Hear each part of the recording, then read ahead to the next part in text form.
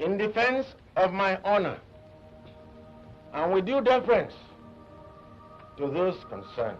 In 1949, a company belonging to Dr. Nnamdi Azikiwe and his family bought a bank in Lagos.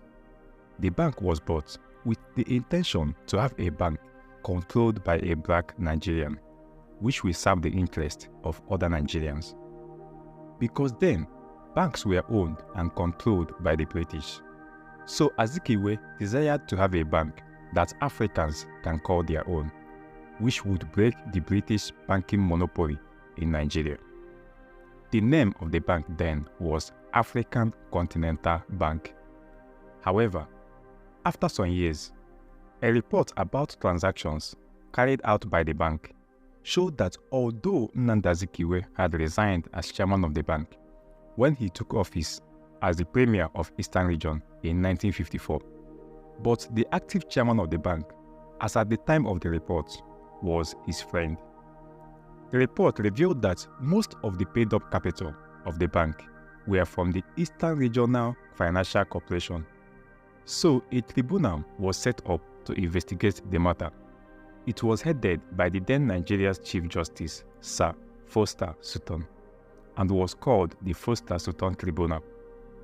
The tribunal found out that while serving as the premier of Eastern Region, Nnamdi Azikiwe had transferred public money, which was about 1/4 of the whole 1955-1956 revenue of the Eastern Region, to his own bank in order to save the bank from collapse.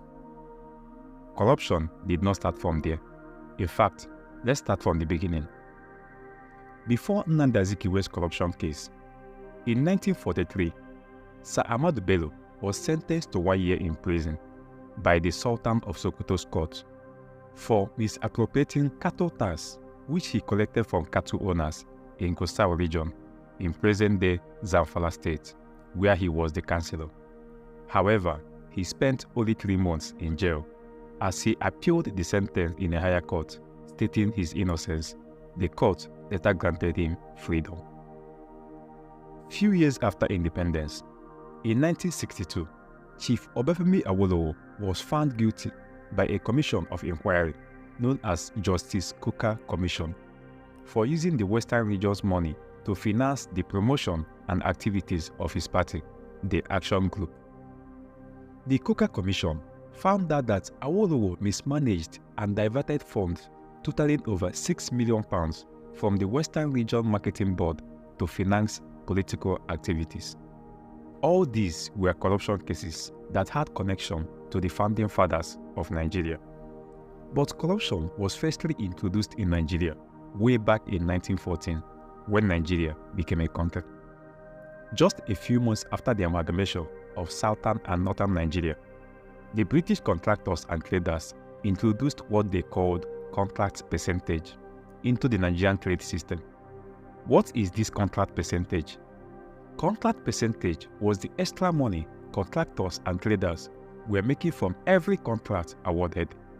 For instance, if Mr. John is a building contractor, he would approach Mr. Ben, who is a permanent secretary in the Ministry of Works, for a contract to build a 10-kilometer road in Lagos.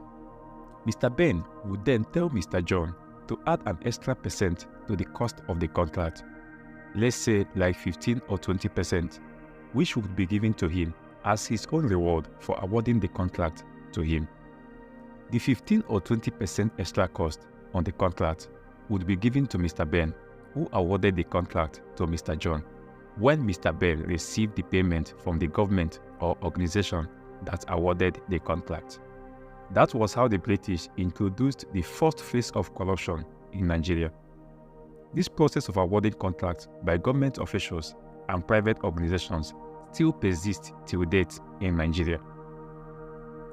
The third chapters of corruption happened when large sums of money suddenly disappeared from the accounts of government agencies, commissions, and parastatals.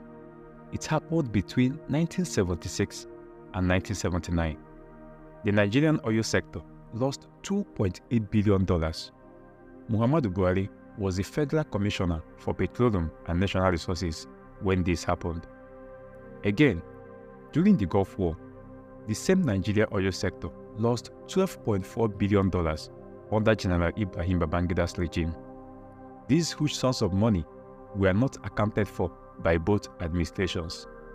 A recent attempt through a lawsuit by a civil society group to bring Babangida to account for the money which got missing under his watch was struck out by a federal high court in Abuja.